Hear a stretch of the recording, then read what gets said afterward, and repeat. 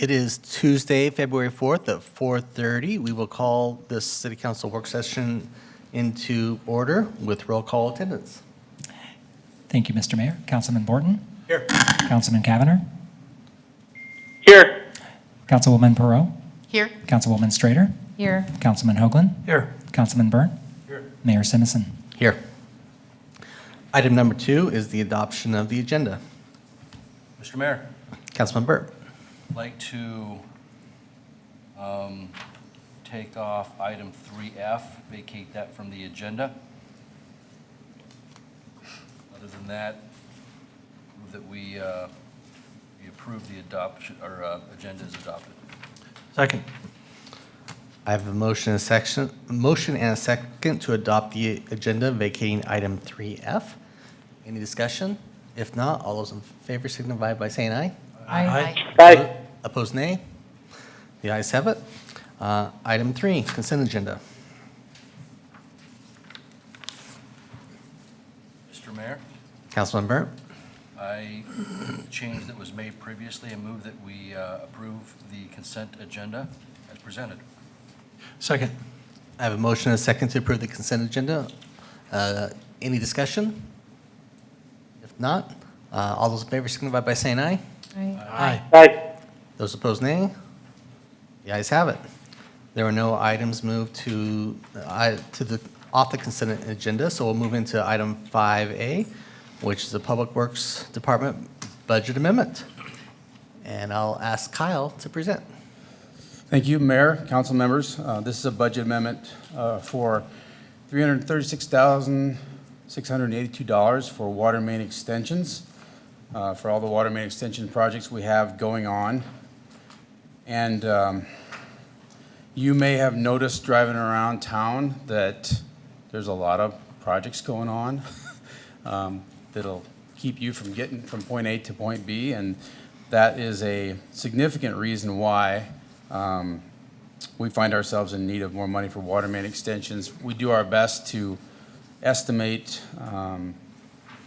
at different times of the year and approaching budget what we're going to need for the coming fiscal year, and largely because there's a lot of ACHD and ITD cooperative projects, it's very fluid and just very difficult to do. So with the information we had available at budget time, we asked for what we thought was the right amount of money, and turns out the information we have available now tells us we need this much more money. So with that, I'll stand for any questions you have and ask that you approve the budget amendment in the amount of $336,682 for water main extensions. Thank you, Kyle. Is there any questions from council? Mr. Mayor, Councilwoman Shader. it's not a question, it's more of a comment, a little bit of context for this request. I think how I've understood this request from the Public Works Department is that, this type of work is mandated to go along with the work that ITD and ACHD are doing. I just think that's good context for all of us. It's something that we have to do now, and that they're really managing the department well. They're not hanging on to money, so when they don't, think they're going to need something, they put it back. And so this request is one of several just unforeseen circumstances that are going to happen with the Public Works Department. And with that in mind, I move that we approve item 5A, the budget amendment in the amount of $336,682 to fund the water main extension projects. Second. I have a motion, a couple seconds. Is there any discussion on the motion? If not, the clerk will call the roll. Thank you, Mr. Mayor. Borton? Aye. Cavanagh? Aye. Perot? Aye. Strader? Aye. Hoagland? Aye. Byrne? Aye. Ayes have it. Item 5B is our Public Works, our Parks and Recreation Department for a budget amendment, and as Mr. Barton to come to the podium and present. Good afternoon, Mr. Mayor and council members. I'm here this afternoon to, I have 4 different items to bring forward. The first item is a budget amendment for $46,800 that would, it's a net zero amendment to transfer money from our seasonal wage line and the other labor burden lines into our contracted services GL that would fund the approval of a alternate bid for landscape mowing in our neighborhood parks. We have, as everybody knows and talked about, there's a labor shortage in the valley right now. So with the bidding of our landscape maintenance contract that takes care of the, city hall, fire stations, landscape medians, the interchanges, those types of things, we said, hey, give us a price to mow our neighborhood parks while you're at it. The price came back very favorable. So we're going to reduce our seasonal wage line to fund that. So with that, I'll stand for questions and ask for your approval. Are there any questions? Mr. Mayor, Councilman Borton. Mike, just for some brief context, Lonco's been doing this for a number of years. Correct. Doing a really good job. Yeah, Mr. Mayor and Councilman Borton. Lonco, I think they've had the contract for 2 different terms. And we issued an RFP. This kind of segues into the next item, but we'll get there. We issued an RFP. We had 5 respondents. Lonco scored well, and they were, for the 5-year contract, they were $991,000. The high bid was $1.7 million. So not only do they do good work, their pricing is favorable. Thanks. Are there any other questions? Mr. Mayor, Councilman Hoagland. I would move to approve the Parks and Recreation Department's request for fiscal year 20 a budget amendment in the amount of $46,800 to decrease seasonal wage costs for additional contracted mowing. Second. I have a motion and a second. Is there any discussion on the motion? If not, clerk will call the roll. Thank you, Mr. Mayor. Borton? Aye. Cavanagh? Aye. Perot? Aye. Strater? Aye. Hoagland? Aye. Burnt? Aye. Ayes have it. So item C is also our Parks and Recreation Department. And assuming you're going to do the rest of these, I will just let you take over from here. I'm going to stand here and go through them, and we'll go from one to the next. Thank you. So the next item is the award of a multi-year contract to Lonco that we just talked about for $213,450, and that's to maintain the landscaping on all 35 sites that we have. In addition to that, it includes the $46,800 that we just talked about with the budget amendment to contract mow our neighborhood parks. So with that, I would ask for approval of that contract and stand for any questions. Any questions? If not, do I have a motion? Mr. Mayor, Councilman Hoagland. I would move that we award a multi-year contract to Lonco for landscape maintenance and authorize the issuance of purchase orders in the amount of $213,450 for fiscal year 2020 services. Second. I have a motion and a second to approve item 5C. Is there any discussion?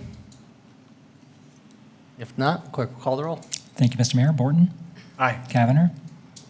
Aye. Perot? Aye. Strater? Aye. Hoagland? Aye. Burnt? Aye. All ayes, motion carries. Thank you. Mr. Mayor, item D is a memorandum of understanding between the City of Meridian and Intermountain Pet Hospital for the installation of some spray features in the dog park. And this is a reimbursement agreement of sorts. I'd like to thank Dom Genselmo that on our Parks Commission.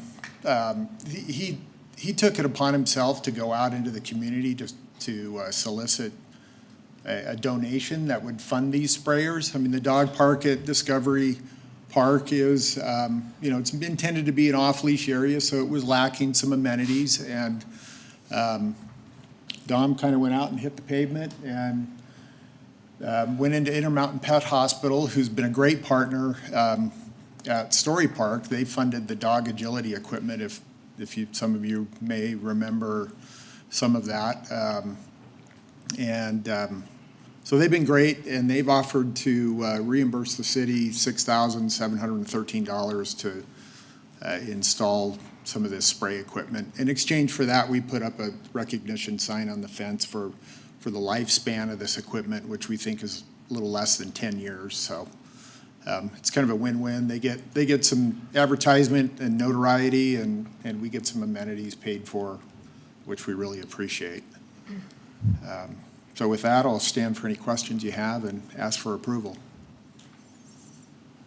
Mr. Mayor, Councilman Burnt.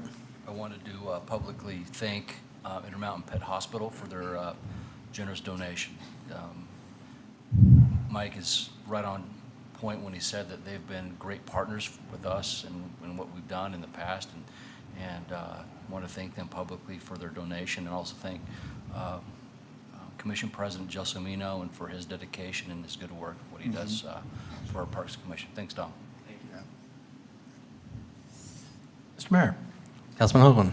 first motion will be for approval of a memorandum of understanding between Intermountain Pet Hospital and the City of Meridian regarding the dog park water features at Discovery Park. I move we approve that MOU. Second. I have a motion and a second to approve the MOU with Intermountain Pet Hospital. Can this be a voice vote? All right. Is there any discussion on the motion? If not, all those in favor signify by saying aye. Aye. Opposed, Aye. Opposed, nay. The ayes have it. And Mr. Mayor, Councilman Hoagland. I would move we approve fiscal year 2020 net zero budget amendment in the amount of $6,713.14 for dog park water features at Discovery Park. Second. I have a motion and a second to approve item 5E. Is there any discussion on the motion? If not, clerk will call the roll. Thank you, Mr. Mayor. Borton? Aye. Cavanagh? Aye. Perot? Aye. Strater? Aye. Hoagland? Aye. Burnt? Aye. All ayes. Thank you very much. Thank you. Okay, item 5F. I'm going to turn this over to Mr. Borton. Thank you, Mr. Mayor. I'm going to head down to the podium.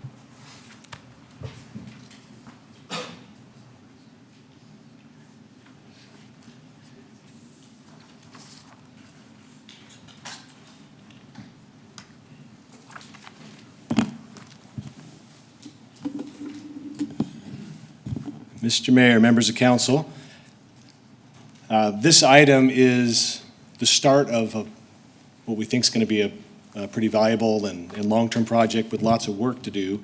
The purpose of coming down here, we started this process a little bit ago when there's some ideas that we wanted to develop and have some council input and some work to be done on it, that we would come down here and for a couple of reasons. One, initiate the discussion and see if there's consensus and moving forward on a particular project or an idea. If there's not, that's fine. And if there is, then we're all on the record acknowledging that we're all rowing in the same direction. The other thing that's nice about being down here is it reminds us, sometimes applicants and the public, just see what they see and understand what it's like to be down at the podium. It reminds us why we're not on cell phones and why we're as attentive with their presentations, as well to our staff who comes down here. So I think it's great for us to pop down here every now and then and look each other in the face and remember that. So the purpose of this agenda item, and it's relatively narrow tonight, it's talking about process improvement. We are either in how we do what we do up here, getting better or getting worse. We're doing one of the two at all times. And there's some great momentum right now about making it even better in the process that we use to make decisions. We've heard individually through the comp plan process, those that have recently been elected through the campaigning process, about opportunities that we have and some momentum to improve how we can come up with our ultimate decisions. So that's what this is about, to see if there's consensus on the seven of us initiating some process improvements. The focus of who we're trying to serve in doing this, the applicants that want to understand consistent, objective, measurable benchmarks in how an application is processed, our own internal staff, so they can understand and communicate what those expectations are early on. Nobody likes surprises. Our staff doesn't deserve surprises. The public doesn't, and nor does our staff or the applicants. Neighbors have expressed, sometimes here at the podium, but in the comp plan process as well, opportunities for them to be more productively engaged early in the process And there's some opportunities and ideas from this council and the mayor about ways we might be able to effectively and efficiently engage the neighbors in the process. So when they get to this stage, sometimes when an application is before us, it's step 27 of 27, that their valuable input has made a difference early on when it matters most. The area agencies, we've heard that there might be better opportunities in how we receive their input and the time in which we receive their input. And our opportunity, both for our staff and for all of us up on the dais, to be able to utilize their input in an efficient way. Staff reports from ACHD or comments from the school district are a couple of good examples where they can provide valuable input to help us make the best decision for the community. All of this is focused on improving our process to help make better decisions. So with that goal in mind, and knowing that the outcome of improving some of these benchmarks might lead us to do that, it might help legal keep us on the straight and narrow. It might help our public safety, police and fire provide us input at a time that it can help us make the best decisions. So the purpose of getting here is not to talk necessarily or to decide up or down on what benchmarks or deadlines or improvements we might make, but to see if we've got a head nod and we ought to collectively go down that path, maybe charge somebody to lead that task, have some benchmarks and hold ourselves accountable on how we're going to gain input from our staff and these agencies, the development community, neighborhood groups, ultimately bringing back some benchmarks without making this too unwieldy, without trying to create 75 changes, but something that's accomplished, that we can accomplish in a reasonable amount of time, that will make real impact and make this process better and help all of us in our community with better decision making. So, Mr. Mayor, with that, that's the purpose of today. So the intent was that it might be open like we've done in other sessions for any council members. If it's a terrible idea, that's fine, let's just do something else. And if it's a great idea, let's all comment about that and maybe provide some sideboards for next steps. All right, well, thank you. And I'll just point out, we do have several members of our community development staff here as well. We did have an internal conversation I did with the legal and community development as well. So yeah, I think that they're open if you've got some questions or want some general thoughts from them on this topic as you throw out ideas to see what it means before we move forward on direction. Because I know I got a different viewpoint on a few items today as well. Okay. I'll come on up and. Yeah. So, Mr. Mayor, Councilwoman Pro. so just big picture, I'm definitely in support of going down this road. I've had the opportunity to speak with several members of community development as well. And actually, interestingly enough, had a short conversation with Mary May with ACHD about the timing of their reports and whatnot this afternoon. And I think that there are a lot of, I like that Joe called them improvements and not just changes, because I think that it is an effort to make the processes smoother for everybody involved.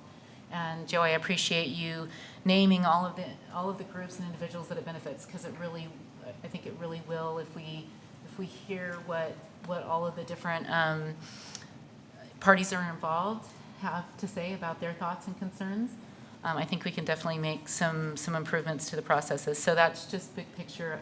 I definitely would say I'm in support of going down this road. I have a lot of very specific ideas, but that's not probably for this conversation. But all that to say, thumbs up. I think we should move this direction. Mr. Mayor? Councilwoman Strader. Well, I would just like to say a couple things. Number one, thank you to Councilman Borton for initiating this conversation because I know it is a really relevant topic. And I am aware that Councilwoman Perot has done a good job of working with the planning department on some initiatives as well. So I think this is great timing for all of us to consider and discuss with the planning department.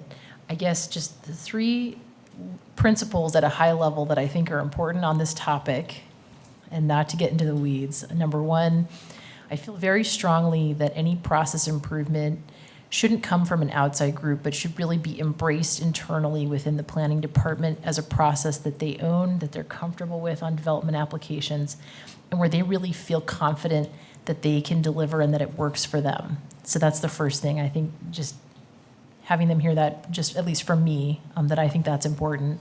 And I want to hear from them directly today with any initial thoughts. And then just two things.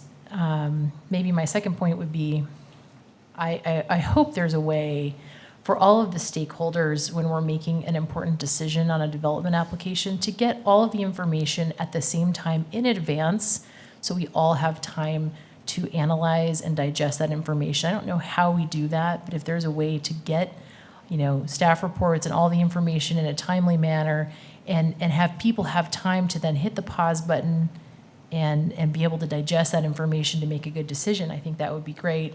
The third thing I would say, and I have mentioned this to members of the planning staff, but I just wanted to say publicly, I think it's really important that we measure success not just by the volume of applications that we're approving, but really that we're focusing on quality and that we're focusing on giving ourselves the right amount of time to make decisions appropriately. And there's always a balance, but that they could hear, at least from me, like that is very important to me, that they feel they've had adequate time to prepare their reports, that the applicant and the public have had time to read the information. So I thought those were the three things I wanted to mention. Thank you. Anyone else have any comments they'd like to make at this time on this topic? Mr. Mayor? Councilman Gaviner. Yeah. Mr. Mayor, appreciate your comments about engaging with staff. Again, I don't know if this is the appropriate time, but I'm definitely very interested to hearing the feedback from the planning and legal staff about their thoughts. Does anybody else have any other comments before we bring them up? My comment was the exact same comment, Mr. Mayor. Okay, well, they were going to be my last group to invite up. Just want to make sure we got council's thoughts out there before, that way if they want to respond to anything that they've heard from that standpoint. So Caleb, do you have anything that you'd like to provide? Mr. Mayor, members of the council, thank you. It might be easier if you don't mind just sitting here. I appreciate Councilman Borton coming down to the floor. I'm always down at this level, but I have some notes and things. So I want to, and I guess I'm not afraid to, and I don't think speaking for our entire department, but I'm not afraid to have an open conversation. I mean, let's get it out there. We don't need to dance around things. We want to improve. And I have a list of things that I've heard, and we're ready to implement potentially some of them after we make sure that it's the right thing to do. I don't have a silver bullet, though, that solves all of our problems and that makes this process just squeaky clean and easy every time. But if you're okay with it, Mayor, maybe just running through some of those things that I've heard and maybe some process improvements that we can almost implement right away, and some of them that will probably take some time. Again, whether it's outreach before we implement or their code changes, and those just by process-wise will take us 3 or 4 months to get through the Planning and Zoning Commission and to you and an effective date. So I'm prepared to go there and start to kind of run through these things that we think will help improve the process. Unless you want to tell me first, and I'll fill in any gaps that you may miss. But I've got a kind of a running list of process improvements that I think we can really start to tackle and implement. I'll just say from our conversation today, without going into, because I don't know that we're even within the group, there was a lot of questions still, but I think you can highlight the areas that you've identified without necessarily going into the pros and cons at this point in time. Because I think every one of these issues that you're going to hear has a pro and con as to when you change it, the impacts. Mm-hmm. So with that, sure. So with that direction, I will keep it at the higher level and just try to remember it is, I don't know if there's 27 steps, but it is a long process, and it all works together. So with that, I'm going to talk about neighborhood meetings first, because that's one of the first steps in the process, but it even feeds into your staff report timelines, which is towards the latter end of the process. So this all kind of works together, or at least it should work together, when your process is functioning efficiently. So neighborhood meetings have been an area of contention for a handful of different reasons. One is, I think, generally tied to the time they're required to be held. There's a question even out there about should we even require neighborhood meetings.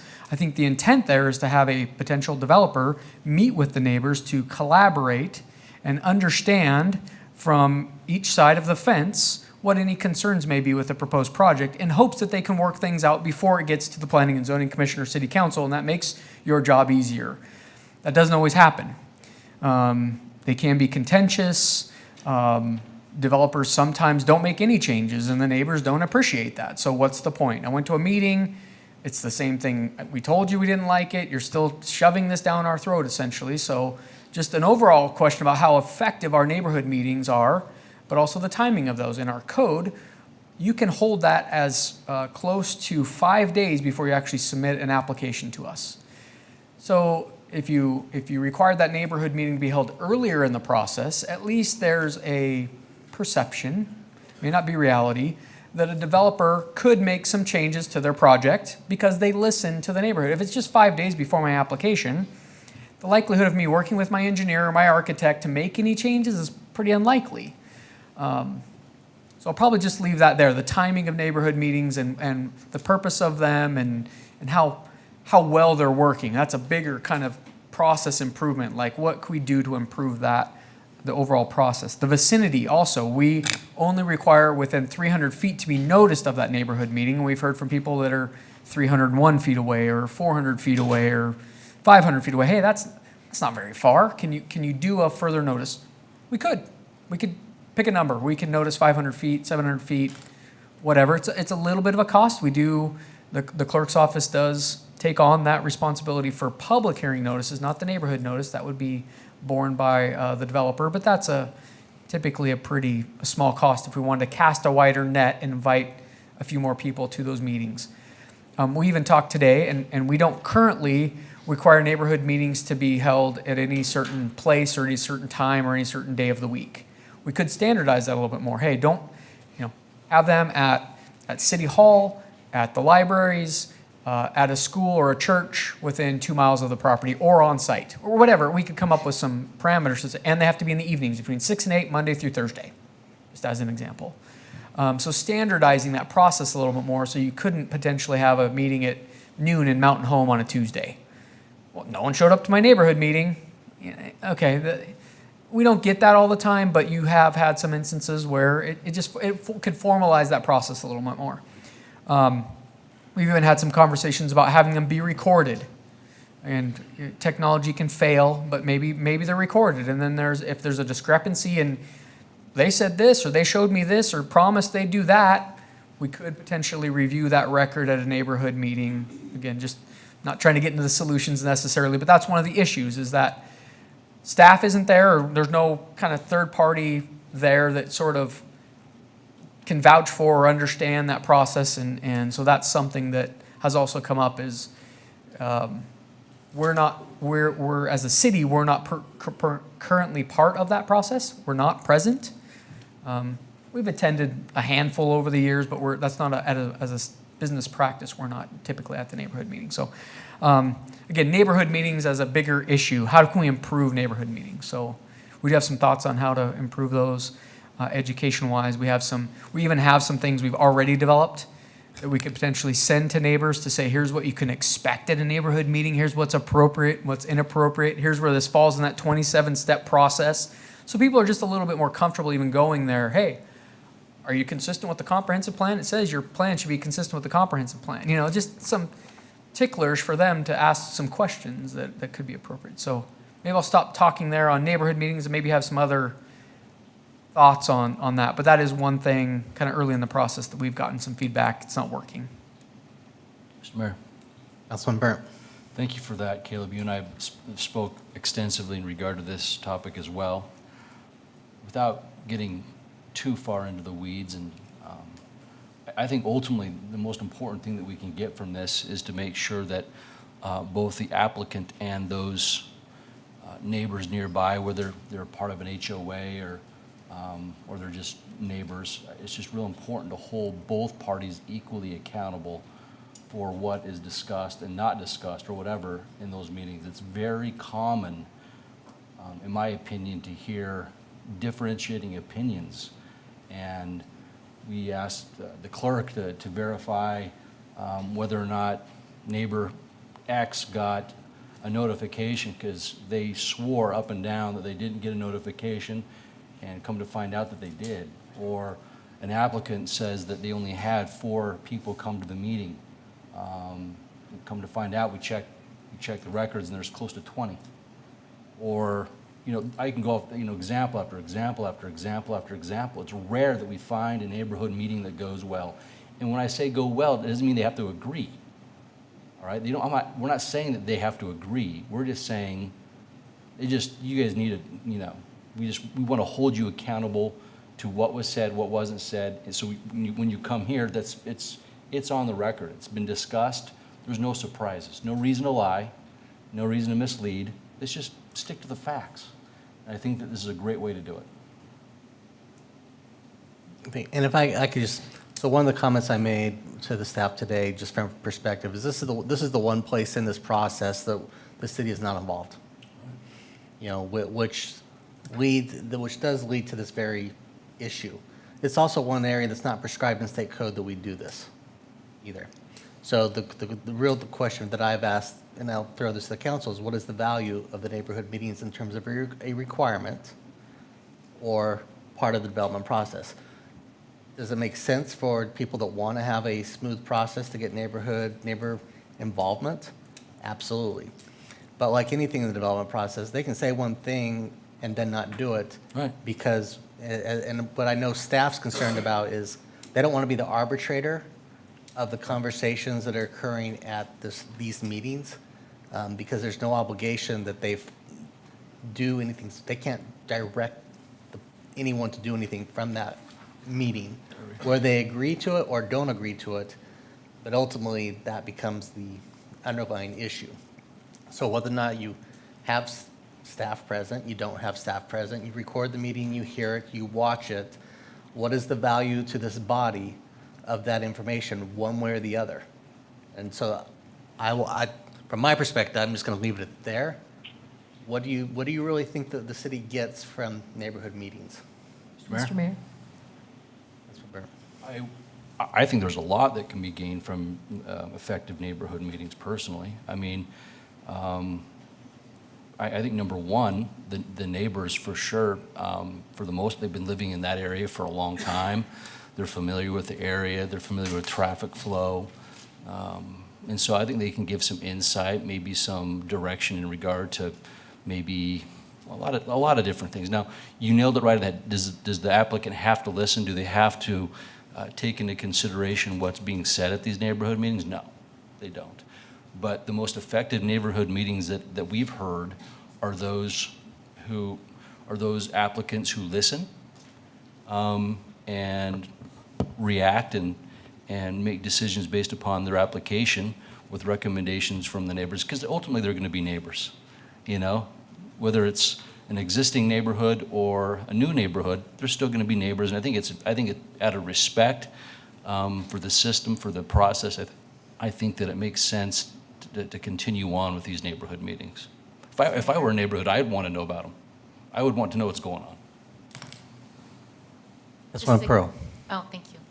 Just to continue on with Trey's thinking, there's definitely been a link between when an applicant has done a fantastic job at that neighborhood meeting, really presented essentially the same thing that they are going to present here, really listened to the neighbors and then the public comment that we receive here. So we tend to see much more positivity, I should say, here at our public hearings when the applicant has done a great job at those neighborhood meetings. And so obviously we want to take both the applicant and the public into account, but we like to have them come with some sense of understanding of especially the description of the project. So we regularly hear neighbors that come in and say, well, this is what the developer said at the neighborhood meeting, and it looks totally different now that we're here at the council meeting. And this is a frequent conversation. And so I think it's not so much that we're trying to check up on anybody. It's more along the lines of, did they understand one another, and how can we help make that happen? So. Mr. Mayor? Councilwoman Schrader. A couple of thoughts. I would just like to commend Mr. Hood and the whole planning department for having such a candid discussion on how to improve our processes, because that's a really great sign of a well-functioning city, that we're willing to look and constantly examine ourselves on how we can improve. I think for the most part, we're doing a phenomenal job, so I wouldn't want people to get the wrong impression, but I think we're really looking at a process with the amount of growth that we've had. It's very important for us to take a look at how to improve this. I tend to agree with my two fellow council members who've spoken so far. I think that neighborhood meetings are incredibly important.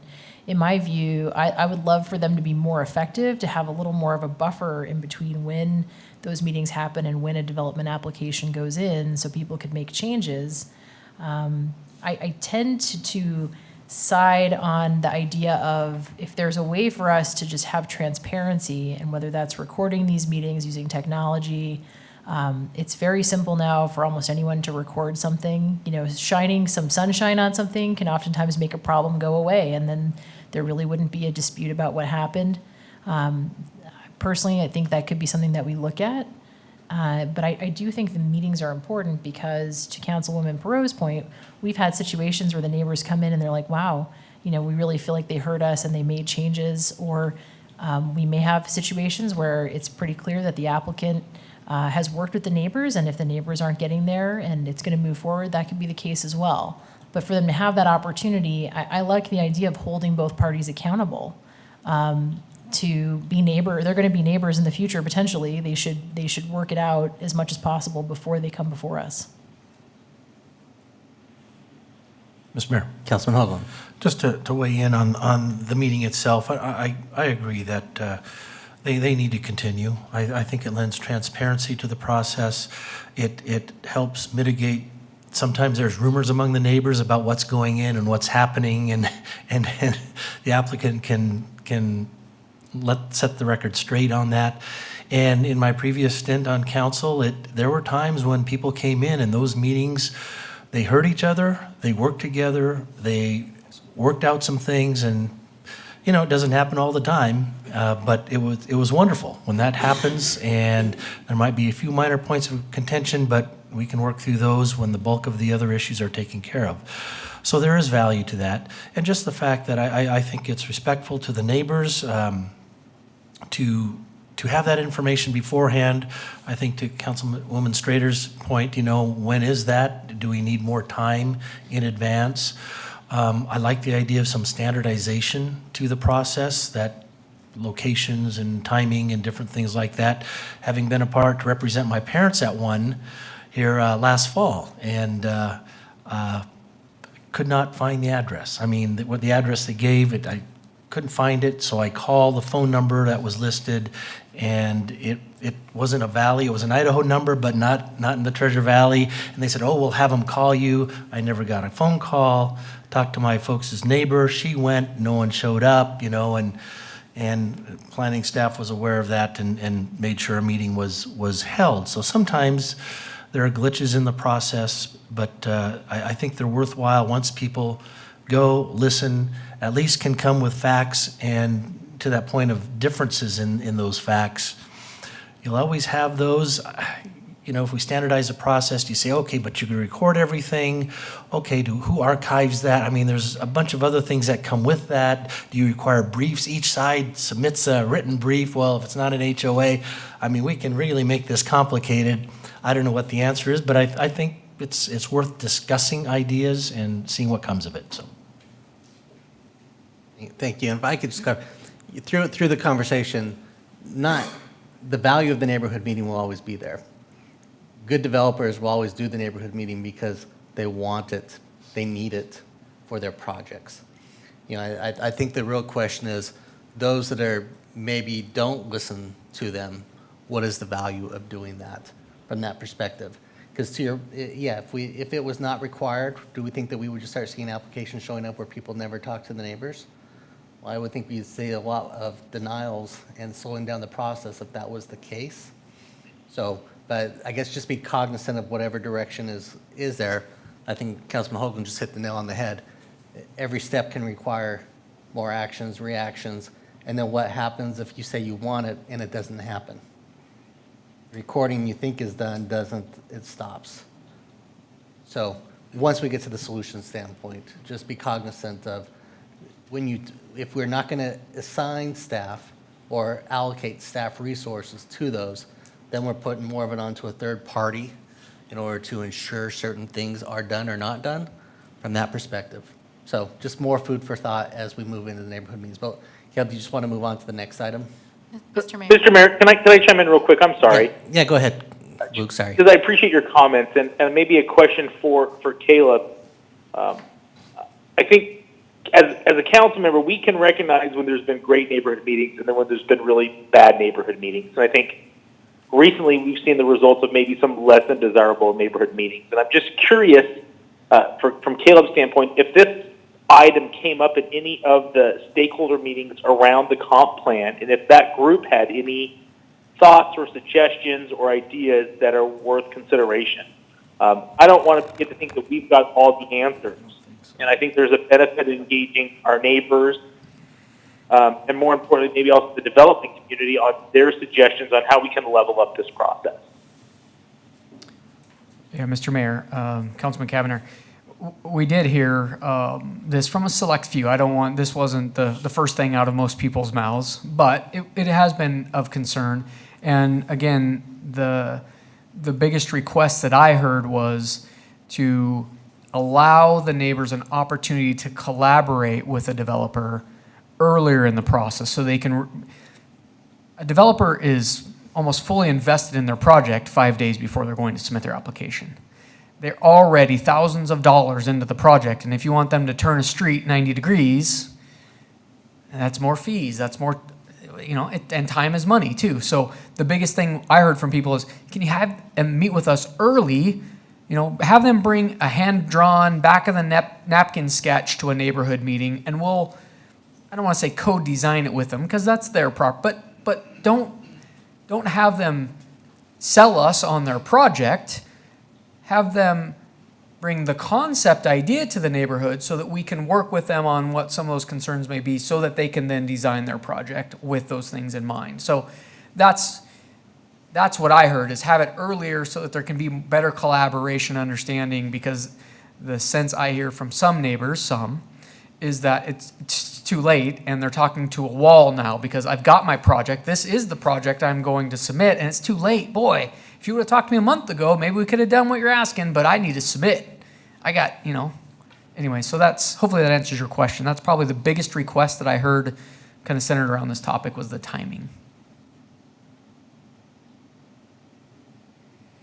Thank you. Caleb, would you like to go on to the next side? Yeah, so the next one is kind of related, and I've got this kind of titled as noticed and posting of the public hearing. So again, the last one was neighborhood meetings, so now we're moving into planning and zoning and city council meetings and similar issues with a 300-foot. So that's what our code currently requires, is to send notice to all the property owners that are within 300 feet of the exterior boundary of a project.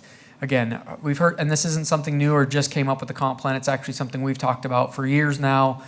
We instituted Nextdoor maybe 2 years ago, kind of doing that. And that isn't in our code as a requirement that we do a Nextdoor posting for those hearings, but it's a courtesy posting in addition to the newspaper notice, posting on site, and then the postcard that goes out to neighbors that are within 300 feet of the property boundary.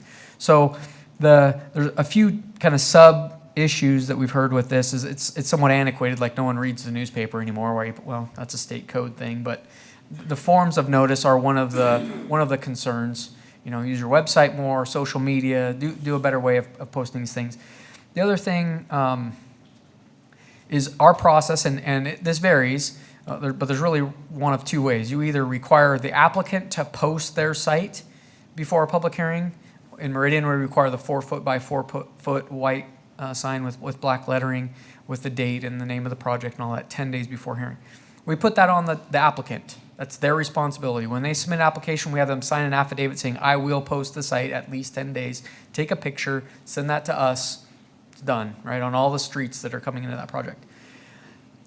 It's been alleged that, okay, maybe that happens, picture's taken and whoops, just kicked over the sign, or the sign disappears, or whatever, just some.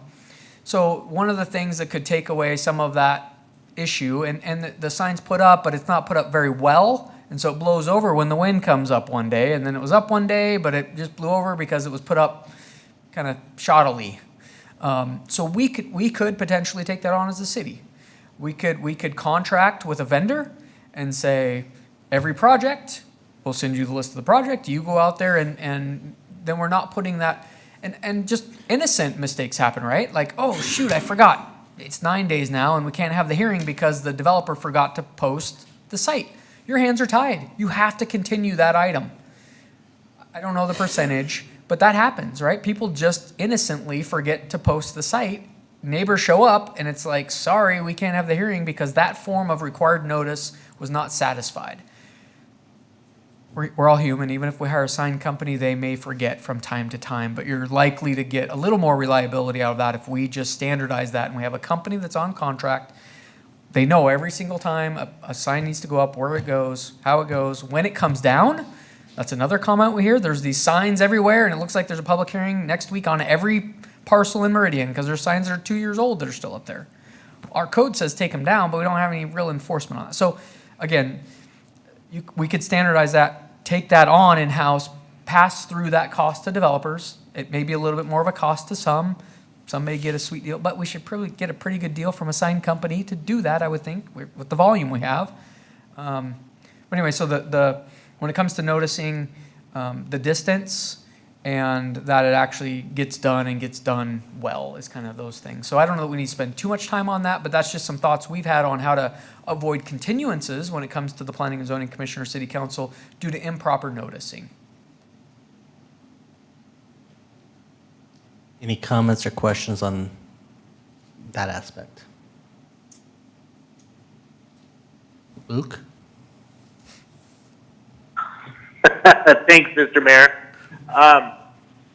I'm really, really supportive of us moving to a standardized approach for noticing. And honestly, I think that it's a benefit to the development community that they know they pay their fee and everything else is handled. Now, if we need to take a review of our fee schedule and making sure that we're charging the appropriate amount to meet that need, I'm completely supportive of that. I think when it comes down to our citizens, being able to provide the most consistent approach is the best thing for everyone. So I'm supportive of that, Caleb. I think that's a great recommendation. I don't know what the next step would be in terms of that, but that's something that I'm happy to help cheerlead on. Mr. Mayor, Councilman Hoagland. I was just going to comment, and Luke said everything I was going to say, so Councilman Cavanagh did. So other than that, I was just going to close with, and I think we got to look at it further, so. Okay. Caleb, last item? Yeah, so then the other one is transmittals and staff report timelines, and I'm not quite sure how to couch this, but I think it ties in with some of the goal with having the decision makers have all the information necessary in a timely manner so you can consider it and deliberate and decide, as well as the public having advance notice, as well as the applicants having advance notice of these things. I mean, we should all have ample time, whatever that is. I'm not here to say that's a week or 2 weeks or 2 months, but we get it. Like you should have, the royal you, everybody should have access to information in a timely manner, and it shouldn't be the day of the hearing, here's a book, or I've revised my plan, or here's the staff report, and you're expected to make a decision that day. So there's a lot in there. We've talked about everything from, and let me throw another kind of element in there. We believe, and I think you do too, and we heard this from the community as well, that you should have all that information from agencies as well, namely ACHD, but also the school district.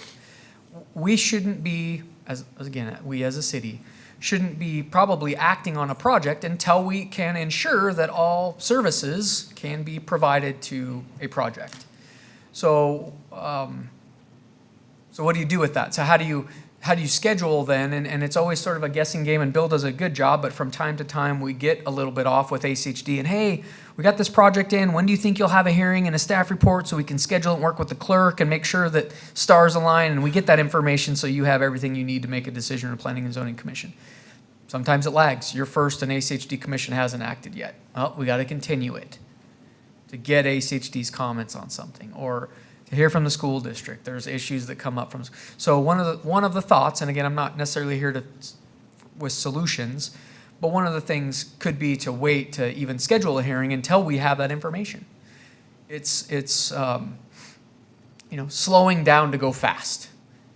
Making sure we aren't going to schedule that. Sounds a little scary. We aren't scheduling it until we hear that. But boy, once we have that, 28 days, we can do our noticing, and it's going to happen that date. If we solve the noticing, posting the site for public hearings, it's not going to be continued for that reason. We have the staff reports. Everything's a go. There's really no reason that you should have any continuances. I'm not saying you won't ever have a continued project, because you could still have a public hearing and new issues could come up. But that's one of the things that could help. And then staff reports could be completed essentially as you set the hearing dates for them. Because all the information now we have all that information. We can draft that staff report. It should give ample notice for everybody to review and deliberate on those things. So again, there's a lot in this issue, but the heart of it is the timeliness of receiving information, data, sharing, understanding where staff's at, where the public's at, or neighbors, where developers at with submitting site plans in a timely manner so they can be reviewed in a timely manner by staff, by the public. So that seems to throw a wrench in our process a lot of times with late information. So maybe that's the best way to kind of couch that, and there's a whole bunch of things that go into that. So, Mr. Mayor? Ladies first. Councilwoman Schrader. Just some feedback on that. I would love to see, I think, as we're contemplating the solutions that you're going to be coming up with that you think would work well for your department, an example timeline of how that might look, that Caleb, that you think would be successful. And seeing a real example, I think, would be really helpful, especially if you're trying to, put some guardrails around the things you control and the things you don't control. Right? There are plenty of things that we don't control. We can control our own process within the city after certain milestones have been met. And I just love that idea of everyone having all the same information, all the stakeholders having the same information, and the applicant having the staff report and having all of the agency comments so that people can really go from there quickly. So I think what you're saying makes a lot of sense, but I'd like to see a timeline so I could really understand the implications of that in an example. Councilwoman Burnt. I think there's a lot of different ways that we can go at this, and so I'm definitely in favor of reviewing this item for sure. Anywhere from even moving, the dates that we publish the agenda, moving that date back in order to give stakeholders, applicants, public, members of council, mayor, staff more time to review those applications as well. So I think it looks good. I think it's important that this is going to be the most complicated discussion, I think, out of all of them, I believe, but it's well worth having for sure. Thank you. And if I could add, part of our conversation today was, I understand community development at the same time also understands they have to have their turnaround timeframes have to be set, and they have to be able to deliver those if we go down this road. So that, to Councilwoman Schrader's point, what is the time frame from point X to, or point A to point B, or A through F, whatever the case may be. But I think what you've heard, and I think some of the comments is really, two general questions that I ask each of you to still ponder. And if you want to provide this feedback is, what role do you want to have the city at each step along the process? Should we control it? Should we not? Are we willing to let some things go or not? And then what is an adequate time frame for each of those processes? Yes, they could show you under today's code what the process will be, but as we talked about today, codes can be changed. We set certain time frames ourselves, about what is adequate, what we think is adequate to do. And if we slow down on the front end, does that mean we can go faster through the process? That you don't have to have such a delay between planning and zoning and city council, that we shorten those elements up. So those are, I think, all the part of the dialogue is, these are some things that we think we can address. How we address them is yet to be determined. But what are your expectations when it gets in front of you? What are your expectations when it gets in front of planning and zoning?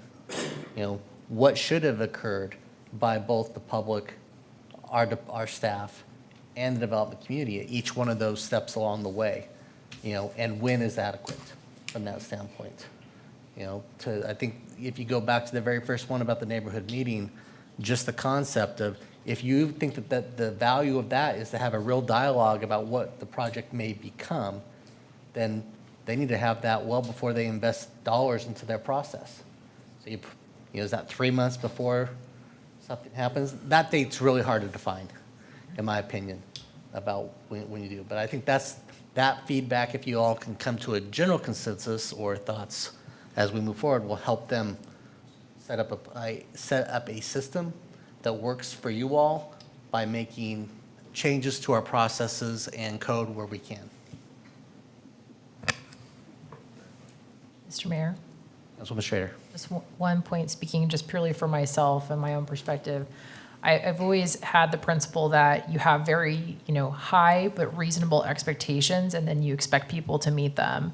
And I expect that applicants that come before me on a development application have met with the neighbors, truly engaged with them, that they've had a robust discussion. They may not agree, but that they've been transparent and that meeting has taken place. And I would be in favor of, leaning into that a little bit more, just to make sure from the perspective of having plenty of time to have that meeting.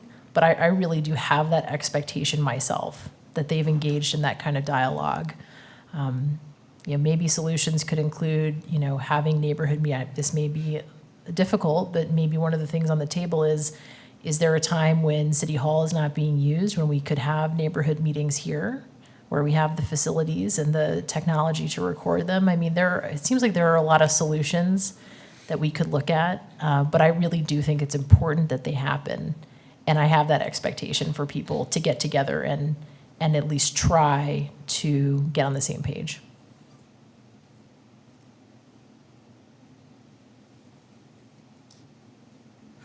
Any further comments at this time or questions? Mr. Mayor, Councilman Burt? I wanted to thank staff for all that they do.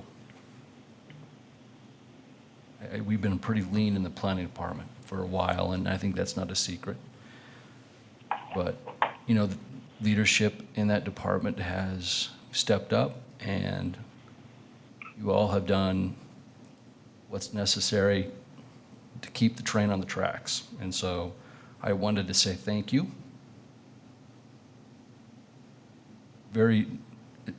We certainly, as we go walk through the halls of City Hall and when we're out in the public, I think it's not a secret that this is an area in the planning department where we're working on it, and I wanted to know that we definitely appreciate all that you're doing.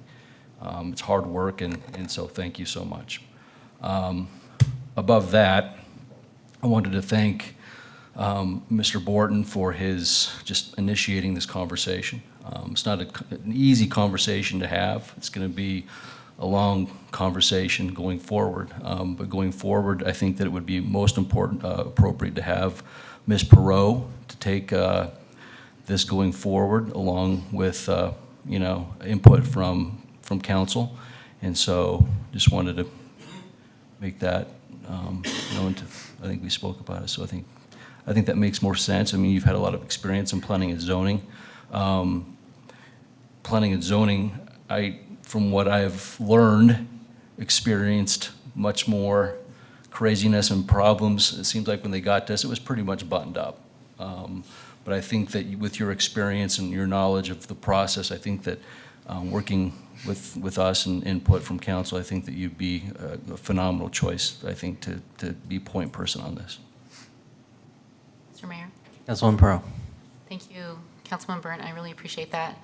I'd be happy to. I had a lot of opportunities as Chair of Planning and Zoning to spend time with staff and talk with them over all of last year and the beginning of this year about the challenges they've experienced through all of the different things that Caleb has mentioned, and definitely have a desire to see some improvements made that will benefit everyone, including the staff. I have felt that sense of stress that they have when they have a short time frame to get all that information out to the public, to us as council members, when they're receiving information about the projects a day or two before our hearings. So I want them to also feel like they're not hurrying through things, like they have the opportunity to really digest what it is that they're recommending to us. And it's very important that they have the chance to digest that, as well as us to have the opportunity to see things in advance. So hopefully these improvements will benefit everyone, as Councilman Borden had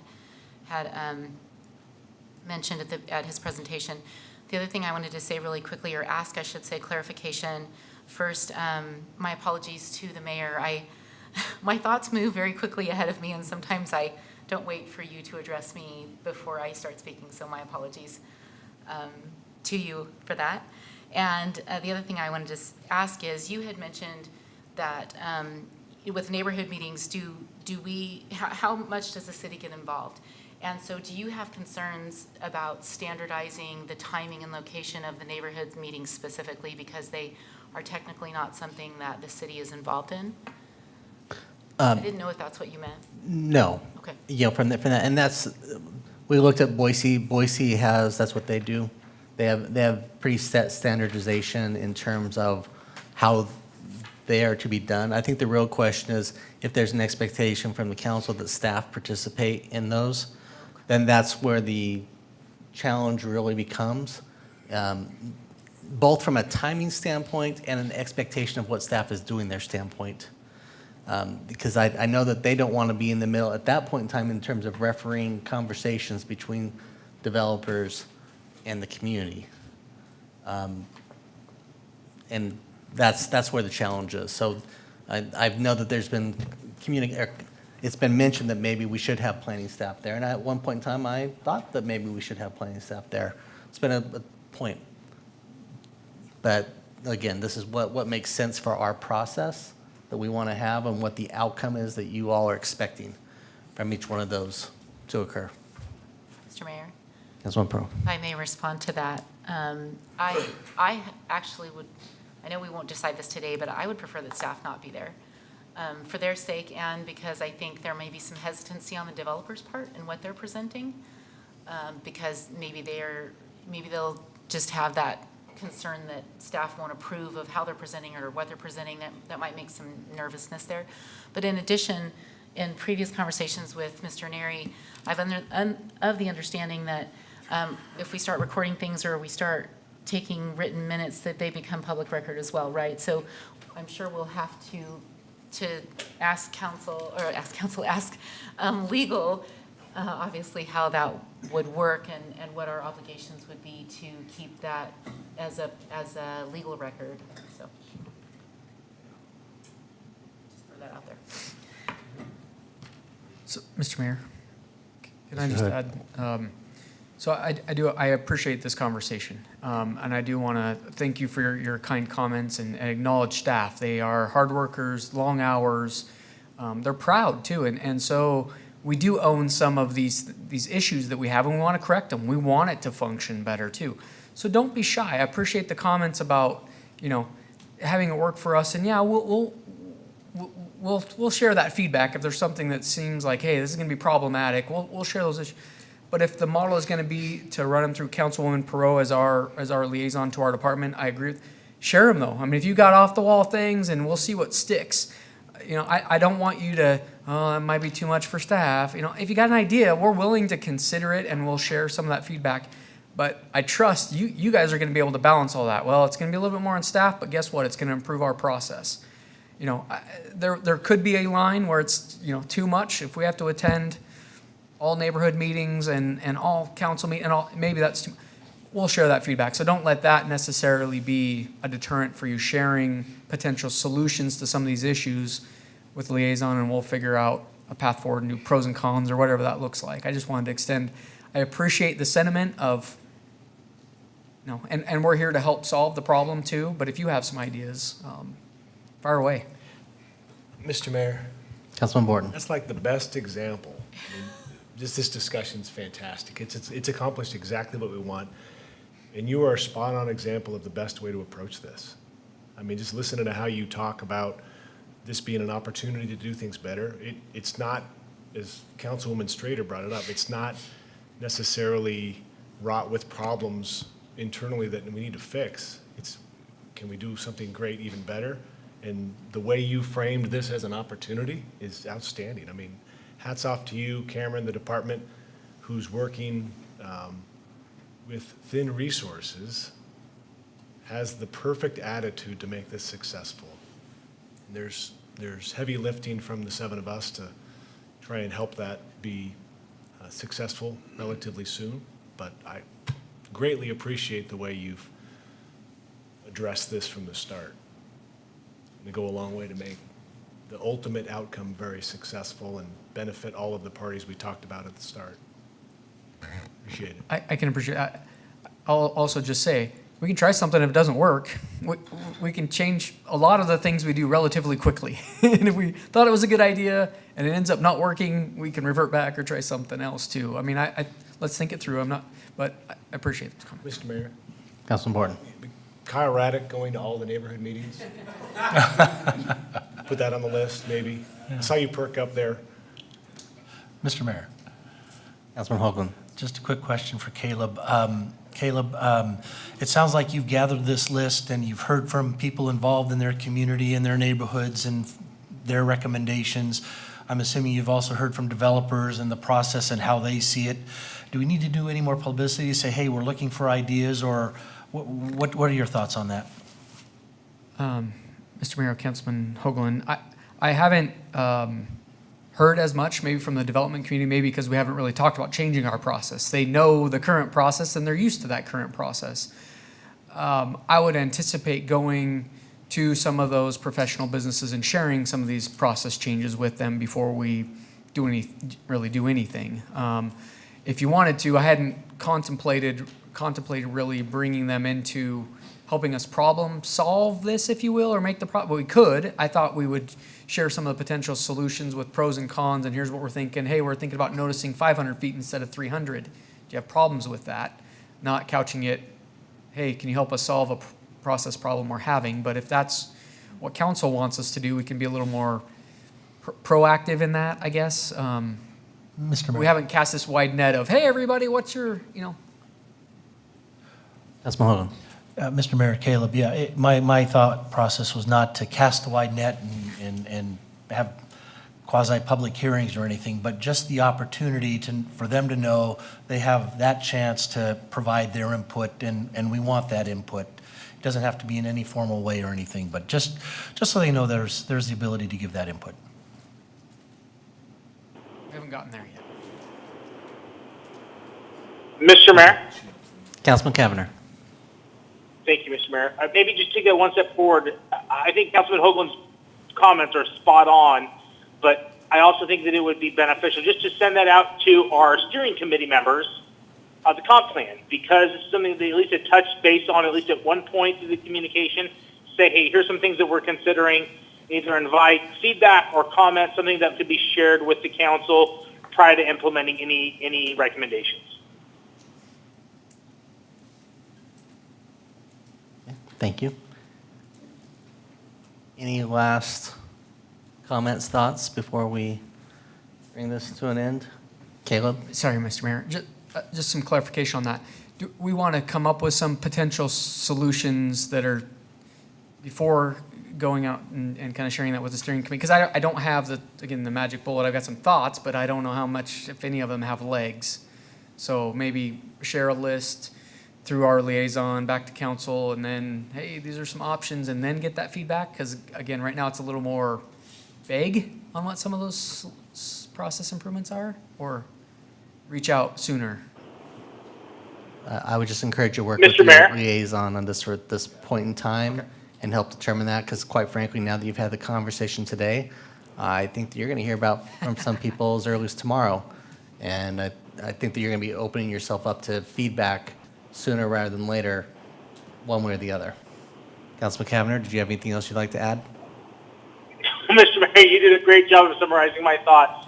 I think working with the council liaison is the appropriate first step, and then pushing it out to the steering committee. But I think your comments are well found, that we will hear from steering committee members probably sooner rather than later. All right. Is there anything further? Mr. Mayor, Councilman Burt? I move that we adjourn the meeting. I have a motion second to adjourn the meeting. All those in favor, signify by saying aye. Aye. All Aye. Any opposed? All ayes. Motion passes. We're adjourned.